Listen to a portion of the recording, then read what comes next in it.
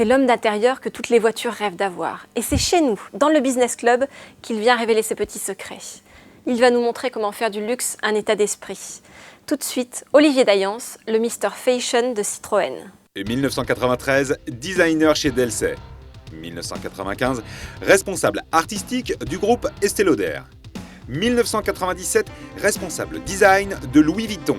2005, entrée chez Citroën qui représente 1 460 000 véhicules vendus et une présence dans 80 pays.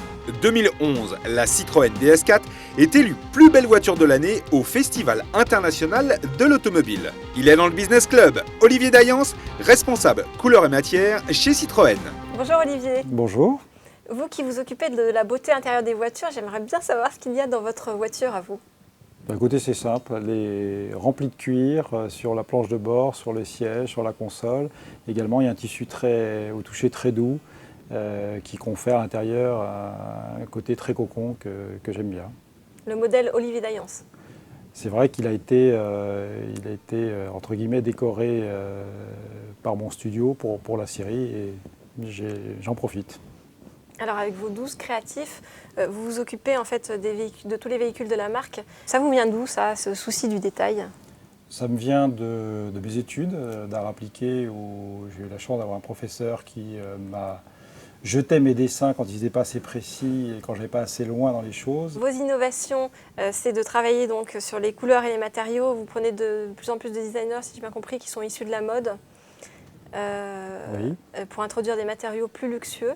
Puisque vous avez travaillé chez Vuitton avant, donc vous connaissez tous les petits secrets. Écoutez, plus luxueux ou des choses pragmatiques, mais c'est vrai que j'essaye de m'inspirer de tout ce qui n'est pas automobile pour faire des véhicules chez Citroën. Et je m'inspire effectivement de la mode, je m'inspire aussi du mobilier, de l'architecture, de la cosmétique. J'ai vu des bracelets-montres. Absolument, d'objets tels que des montres qui ont inspiré une confection particulière sur les sièges des DS, oui, tout à fait. Donc avec vous, on a la possibilité de personnaliser une voiture en 10 minutes chrono. 10 minutes chrono, non, c'est au contraire un travail de longue haleine. C'est plutôt 4 ans de travail pour faire des voitures qui sortent en série. Après, évidemment, si vous me demandez de personnaliser votre voiture, ça peut être assez rapide, mais ce sera juste une voiture très spécifique pour vous. Vous dites, je crois que la lumière influence notre humeur. Je compose avec la lumière, alors que la lumière soit naturelle. Une voiture qui roule, il y a différentes lumières, il y a des grandes... C'est comme une maison qui a beaucoup de baies vitrées.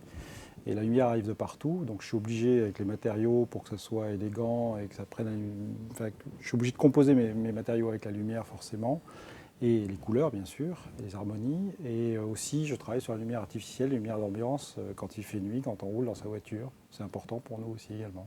Les odeurs aussi, j'ai vu qu'on pouvait avoir via sa climatisation un parfum vanille, un parfum popcorn pour les enfants ou mangue.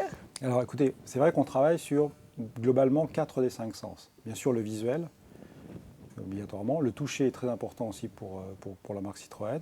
Moi-même j'aime bien le côté tactile des choses, j'aime bien toucher les choses. Et également on travaille sur l'olfactif effectivement, où on a intégré comme la cosmétique, comme un magasin de parfums, on vend chez Citroën sur certaines voitures des parfums d'ambiance à l'intérieur d'une voiture, qu'on vend comme un coffret de parfums. Et on peut même régler le débit du parfum et choisir sa senteur. Et également, on travaille sur tout ce qui est l'ouïe, le son, ouais. Puisqu'on travaille aussi sur des sons d'ambiance qui accompagnent les harmonies intérieures. On essaye de faire une globalité. Il n'y a qu'une chose, il n'y a qu'un sens qu'on ne travaille pas, c'est le goût. Mais sait-on jamais, peut-être qu'un jour on va faire pour à l'arrière, on va peut-être faire des portes en chocolat, qui sait, pour les enfants, pourquoi pas. Oui, j'ai vu pour le son qu'il fallait que les clignotants, c'est très précis quand même, les clignotants doivent faire plutôt tactique que tic-tac. Les portes qu'on claque doivent faire plutôt clong que cling. Absolument. Le son fait partie de la qualité perçue d'un véhicule, mais nous chez Citroën on va même plus loin, notamment à travers la dernière DS4, voire DS5. On laisse le choix à l'utilisateur de la voiture de choisir le son de son clignotant. On a par exemple sur une DS4 5 sons différents. Le luxe ultime. C'est un luxe ultime qui accompagne. Et aussi on peut changer l'éclairage de ses compteurs devant soi, etc. suivant son humeur ou suivant ce que l'on aime. Alors vous inspirez beaucoup aussi de la vie quotidienne dans vos créations. Oui. Je crois que la teinte du cuir de la C5, c'est le marron foncé de l'un de vos costumes. Mais vous êtes renseigné sur moi de façon, vous avez vu toutes mes interviews. Effectivement, vous savez, nous designers, on est capteurs de plein de choses, on capte tout, on se balade dans la rue. Encore tout à l'heure, j'ai vu un reflet particulier dans une vitrine qui dit tiens, je pourrais peut-être en faire quelque chose. Et des vernis à ongles, par exemple, peuvent nous inspirer pour choisir des pigments pour faire nos peintures sur nos véhicules. Et les costumes, l'habillement, bien sûr, nous influencent. Tout nous influence. C'est ça votre méthode en fait pour créer un lien émotionnel entre le conducteur et sa voiture? Complètement. Et le mot lien émotionnel est vraiment quelque chose de très, très important pour nous. Il faut qu'un conducteur, que l'interface homme-machine, qu'un conducteur ou un utilisateur, même s'il n'est pas conducteur du véhicule, se sente bien, se reconnaisse comme si c'était sa maison, sa deuxième maison quelque part, et se reconnaisse bien avec des matériaux qu'il connaît, qu'il peut apprécier. Alors vous êtes passé par un petit peu tous les secteurs. Oui. Delcé, Estée Lauder, Vuitton, Citroën. Delcé, je ne l'ai pas dit ça.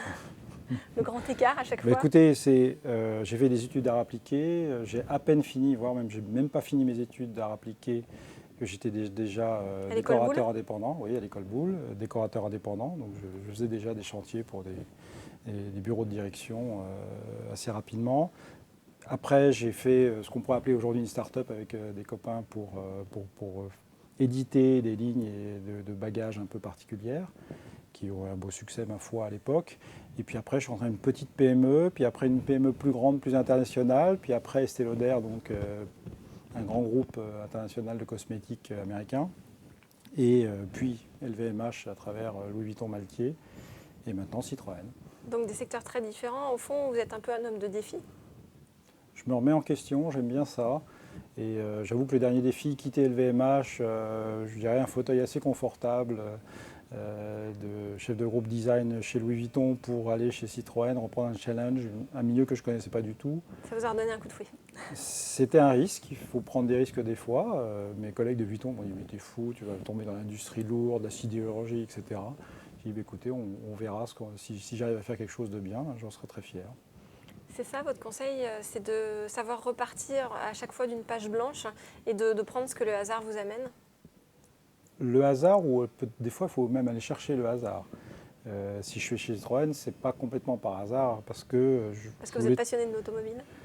Passionné d'automobile, mais également chez Vuitton, j'étais toujours ouvert, mais c'est toujours ce qui a dicté mon parcours, ouvert vers l'extérieur, vers d'autres domaines d'activité pour m'influencer dans le domaine dans lequel je travaille. Donc chez Vuitton, j'allais voir des gens comme Bang Olufsen, Philips, même les skis Rossignol, pourquoi pas, et PSA. J'allais rencontrer les gens pour je dirais, enrichir ma culture et la façon de voir les choses, peut-être une façon de voir les choses différente. Ce qui dicte mon parcours, c'est il faut être passionné dans son travail. On peut faire des choses que si on a envie. Si on n'a pas envie d'aller à l'école, on arrête l'école et puis on fait autre chose. Ça ne veut pas pour autant dire qu'on ne va pas faire quelque chose de bien de sa vie professionnelle. Moi, c'est la passion avant tout. Et le flair et la curiosité aussi. Oui, il faut aimer ce qu'on fait, puis après, ça roule tout seul. Alors le marché de l'automobile est d'ordinaire plutôt suiveur et vous essayez de vous positionner en meneur. Meneur, oui, dans mon domaine. C'est-à-dire qu'effectivement, pour faire une voiture, il y a 4 à 5 ans pour créer une voiture. Donc suivre la mode change tous les 3 mois ou tous les 6 mois, c'est un peu compliqué. Moi, je viens de la mode. Mais c'est vrai que je tends à vouloir réduire l'espace entre une avance de phase d'un véhicule et sa sortie et suivre la mode, c'est-à-dire... Surtout regardez autour de vous, quand vous dites que vous allez sur le bleu par exemple, la tendance du bleu. C'est plein de choses, c'est bien. C'est bien enseigné, vous êtes une bonne journaliste. C'est vrai qu'aujourd'hui, par exemple, je travaille sur des bleus, on voit que le bleu est à la mode sur les vêtements, mais aussi il y a des petits signes qui me disent peut-être que les parfums, notamment Chanel bleu, en plus ils vont appeler Chanel, voilà, qui fait des parfums en général pour longtemps. Il y a plein de signes qui me disent que peut-être le bleu va rester une constante qui va durer dans le temps. Et comme le blanc aujourd'hui, qui vient pour moi de tout ce qu'a créé Apple avec l'iPod, etc. Il y a eu beaucoup de choses blanches, de petites blanches. Comme avant, c'était le marron, les couleurs foncées dans l'habitat, etc. Tout le monde faisait des meubles foncés, etc. Bon, et puis ça suit comme ça et ça bouge. Il faut simplement essayer de flairer le cycle long pour tomber juste quand on sort le véhicule. C'est pas évident. Donc avoir du flair, croire en ses convictions, avoir une force de persuasion. Dans l'industrie automobile, c'est primordial, mais je dirais même dans le luxe, c'est pareil. faut savoir convaincre, expliquer aux autres notre démarche, nos partenaires, qui soient internes ou externes à l'entreprise. Parce que heureusement, on travaille avec beaucoup de partenaires. Et c'est vrai qu'il faut savoir convaincre les gens que ce qu'on a envie de faire, on explique et après convaincre les gens de nous suivre. Et il faut évidemment convaincre les gens pour qu'ils soient dans la même voie et qu'ils ne viennent pas à contre-courant de nos idées pour arriver à voir enfin les choses aboutir, surtout un objet industriel. Olivier, merci. Merci. Alors, moi je suis en scooter. Alors, quelle est la voiture que vous me recommandez pour être en phase avec la beauté intérieure? Ah, c'est la question piège pour la fin. Si vous êtes en scooter la semaine, peut-être voulez-vous voyager et je vous conseille d'acheter une belle voiture qui vous plaît et qui vous donne envie de voyager, ne serait-ce que pour être dans votre voiture. C'est-à-dire que c'est le moyen de transport qui crée le voyage et non pas le contraire. Bon, ça c'est mes rêves de passer l'hiver au chaud et dans un doux parfum de vanille, mais on va plutôt se quitter sur vos rêves à vous. Un de mes premiers rêves, ce serait de partager un rallye aux côtés de Sébastien Loeb en tant que copilote.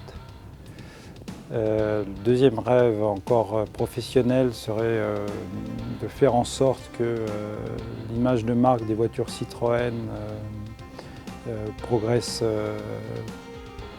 encore plus vite qu'aujourd'hui pour pouvoir faire profiter au plus grand nombre la qualité de nos véhicules.